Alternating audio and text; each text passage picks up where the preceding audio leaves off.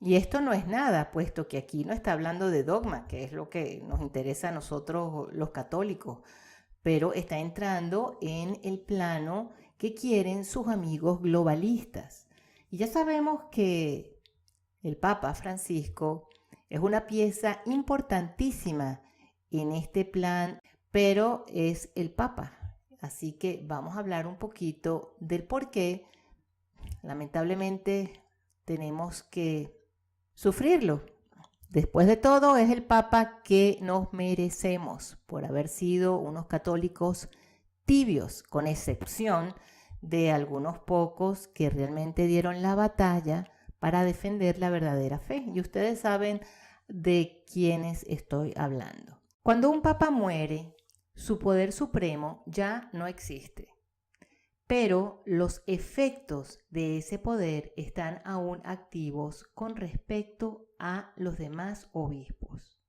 Cuando el papa muere, los obispos no pierden su jurisdicción ordinaria, de manera que cuando no hay papa, los efectos del papa, aun cuando la sede está vacante, están presentes.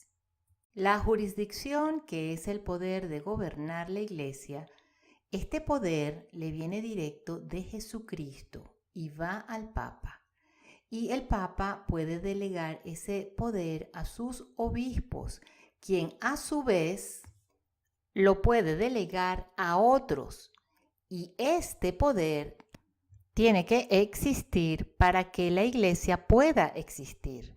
Esta jurisdicción hace que la Iglesia sea una sociedad. Y una sociedad existe cuando hay una jerarquía y una relación entre sus miembros. Esta jurisdicción muy particular es lo que define a esta sociedad muy particular que es la Iglesia. Si se elimina la jurisdicción de la Iglesia, por consecuencia, ya no tendrías la sociedad de la Iglesia. Sin papa no hay papado. El sedevacantismo objetivamente hace del papa un accesorio para la Iglesia. Irónicamente, esto es lo que hacen los modernistas, lo que ellos creen. ¿Cómo podemos decir que esto es objetivo? Porque hay quienes dicen que la Iglesia existe sin un papa. O sea que según esta lógica, el papado es opcional, pero no lo es. ¿Cuál es el límite entonces al sedevacante? ¿Solo puede existir por unos días? Obviamente puede continuar por más tiempo, según ellos. Hemos tenido periodos de años sin un papa. Entonces, ¿cuántos años? ¿10? ¿50? ¿Para siempre?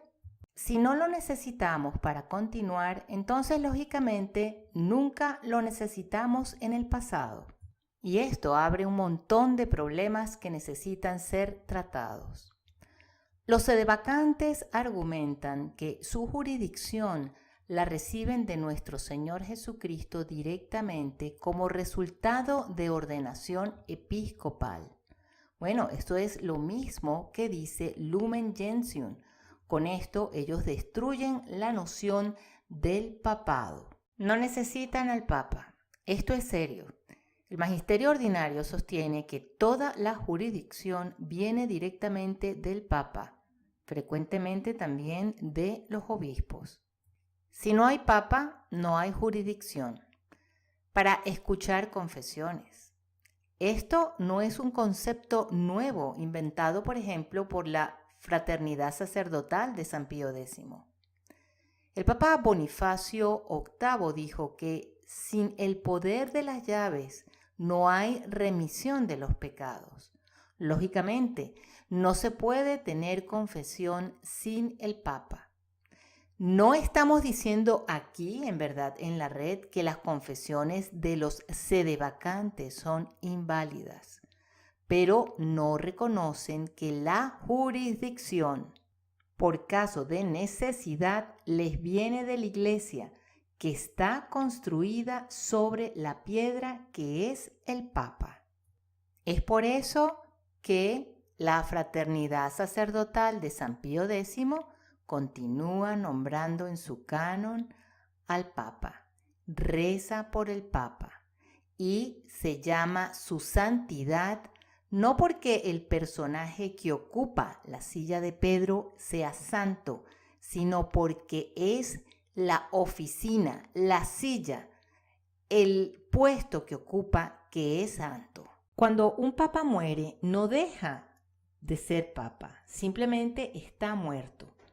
Todo lo que hizo proclamó ex cátedra, permanece como enseñanza de la Iglesia. De otra manera, no tendríamos un magisterio infalible. El Papa no deja de ser el Papa hasta que muere, o renuncia, quizás forzadamente.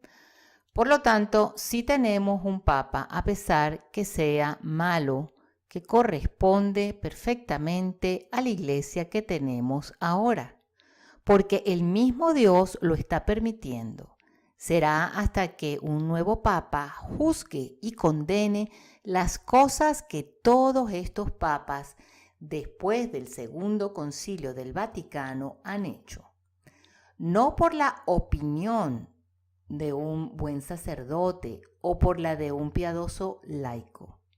Mientras la Iglesia que Cristo fundó continúa siendo una santa, católica, apostólica, y sí, bajo una sola cabeza, el Papa, un solo pastor, bueno o malo, como los papas que hemos tenido, y el que tenemos desde que el elemento humano de la Iglesia ha sido dominado por las fuerzas diabólicas externas, de los que nos hemos enterado. Los papas, incluso aquellos de Vaticano II, han sido electos en un cónclave reconocido por todos los cardenales y obispos de la Iglesia Católica de todo el mundo. Así que si usted rechaza al Papa, entonces usted rechaza a la Iglesia. Y haciendo esto, usted mismo se separa de la Iglesia, no solamente del Papa, sino que se hace cismático a pesar de que le parece justo. Los papas en sí mismos, por sus herejías y errores, y negando verdades de la Iglesia, cometen herejías y se separan ellos mismos de la Iglesia. Pero esto es lo que juzga Dios o un futuro papa. No nos corresponde ni a ustedes ni a nosotros juzgar esto. Regresen a lo que le queda sano a la Iglesia. Traguen su orgullo.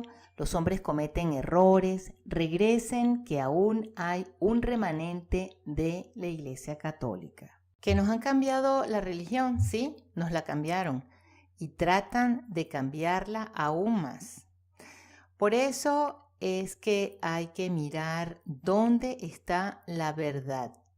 Irónicamente, a nuestro canal lo han confundido como sede vacante, sobre todo aquellos oídos de los novujordos o novujordos comenzando a descubrir a la tradición verdadera de la Iglesia.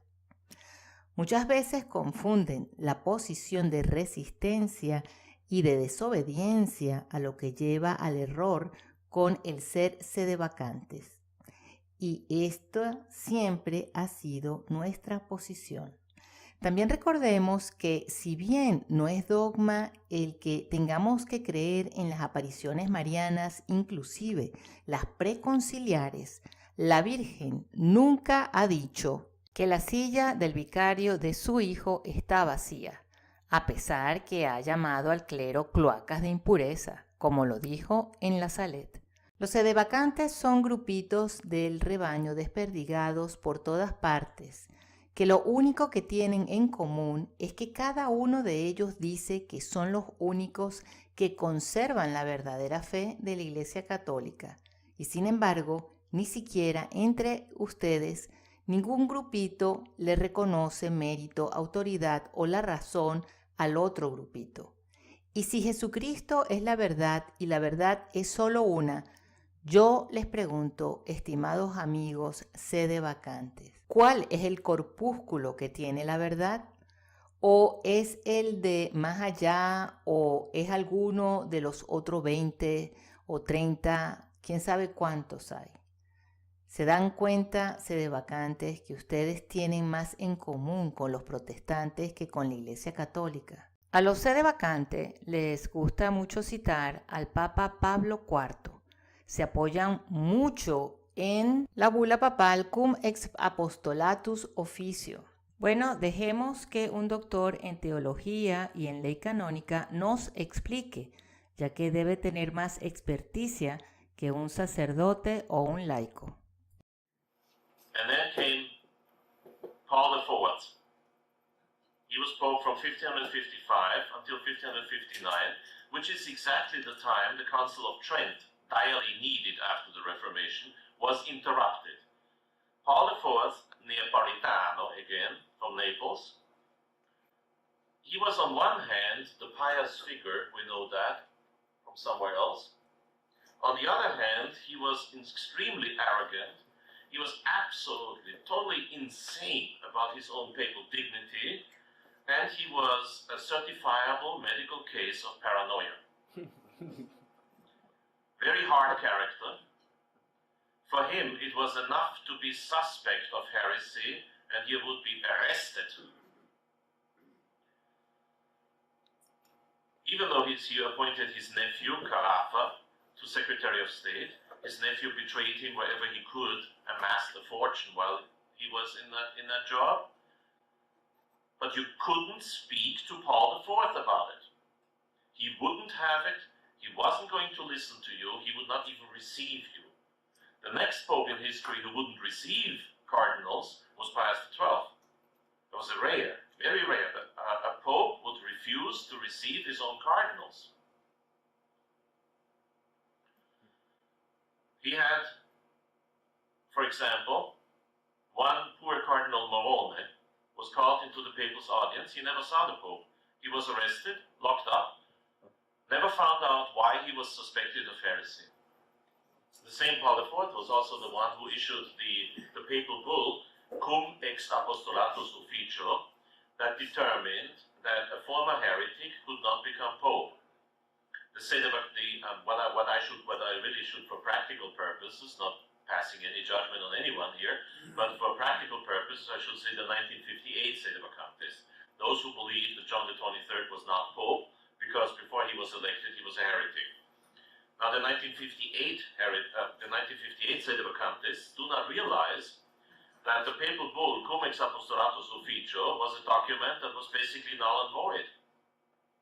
It wasn't dogmatic at all, as they say. The next pope who wrote about the laws of how to elect a pope didn't even mention Cum ex apostolatus officio. And the papal practice was even worse. While Paul IV in Cum ex apostolatus officio says a former heretic cannot become pope, privately he made sure that every cardinal understood that one who was formerly suspect of heresy could not become pope.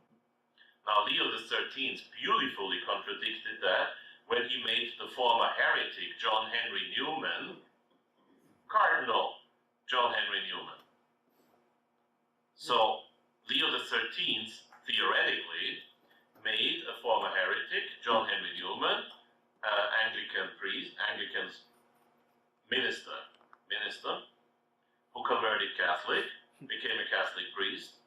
Leo XIII made him John Henry Cardinal Newman. Therefore, he was eligible to the papacy. Out goes Cum ex apostolatus officio, written by a paranoid pope anyway.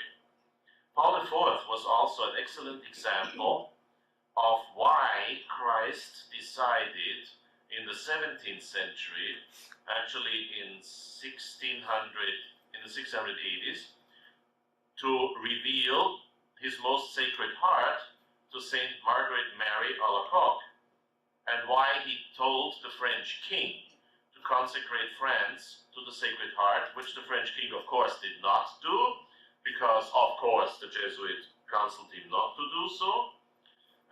And, of course, on the same day, 100 years later, the French Revolution started.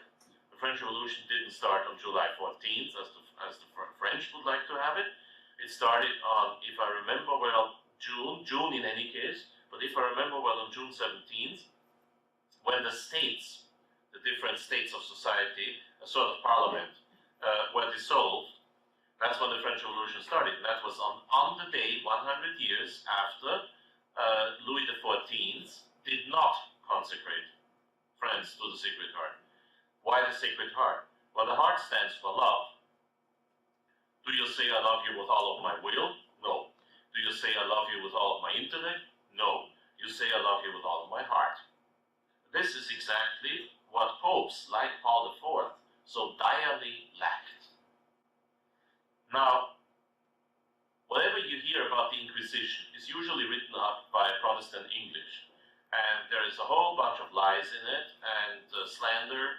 It's what I call mass production of lie and slander.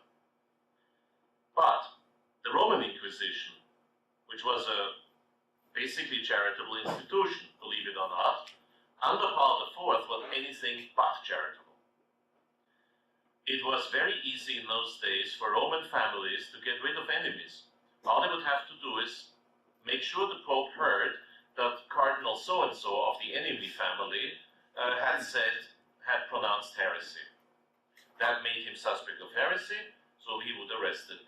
As the above-mentioned Cardinal Morone said, he was told he was arrested because he was suspect of heresy. He said, well, what? What? He never found out. He was in prison, luxurious prison in Castel San Angelo, but still in prison. He was in prison until finally, for a couple of years later, Paul IV died, and the cardinals unanimously decided to have poor Cardinal Morone participate in the next conclave, because they were all convinced this was unjust. Now, it doesn't befit the Pope to arrest people and not even tell them why. The Pope is subject to canon law. There is some papalists running around who say the Pope is above canon law. No, he is not. He may change canon law, but he's not above it. The Pope is a vice president in the church, not the president. That's Christ. The Pope is the vicar. Some people don't know what the word vicar means. Well, vicar is vice president. También consideremos que la Iglesia ha tenido graves crisis en el pasado y a pesar de su elemento humano, la Iglesia continúa como nos lo prometió nuestro Señor, cuando dijo que las puertas del infierno no prevalecerán contra ella. Para que tengan un ejemplo de esto, escuchen este extracto del video de Santa Rita de Casia, Vida y Milagros, del canal Wilhelm. Pero también existían graves problemas a nivel de iglesia, que creaban división entre los fieles, debido al cisma de Occidente, 1378-1417.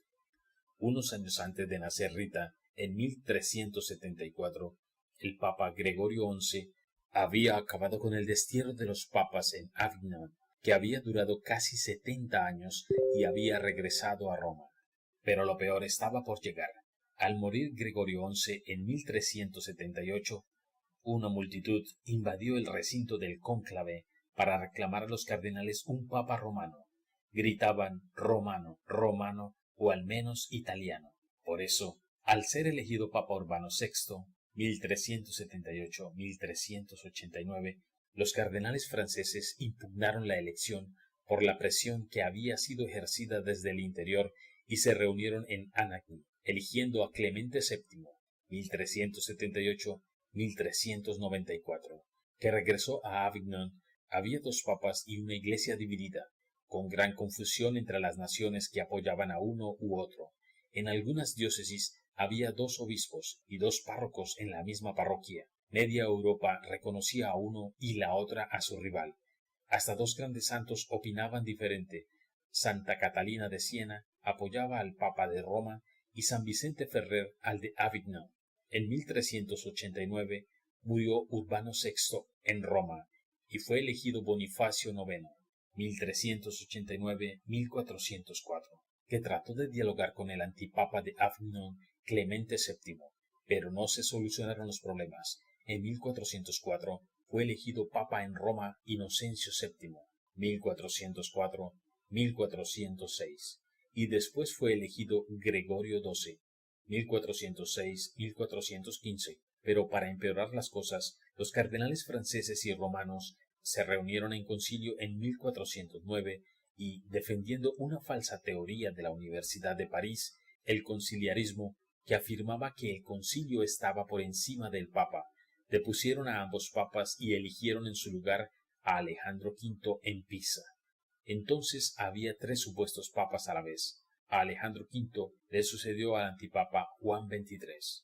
Para solucionar el asunto, el emperador germánico Gesismundo de Luxemburgo, rey de Hungría, consiguió que el legítimo papa de Roma, Gregorio XII, reconociera la legitimidad del concilio de Constanza y renunciara por el bien de la Iglesia. Entonces, el concilio depuso a los antipapas Juan XXIII y a Benedicto XIII de Avignon el 11 de noviembre de 1417, eligiendo como único papa a Martín V. El antipapa Juan XXIII renunció ante Martín V, quien le permitió conservar la púrpura cardenalicia y así volvió la unidad y la paz a la Iglesia. Infancia. Rita nació el año 1381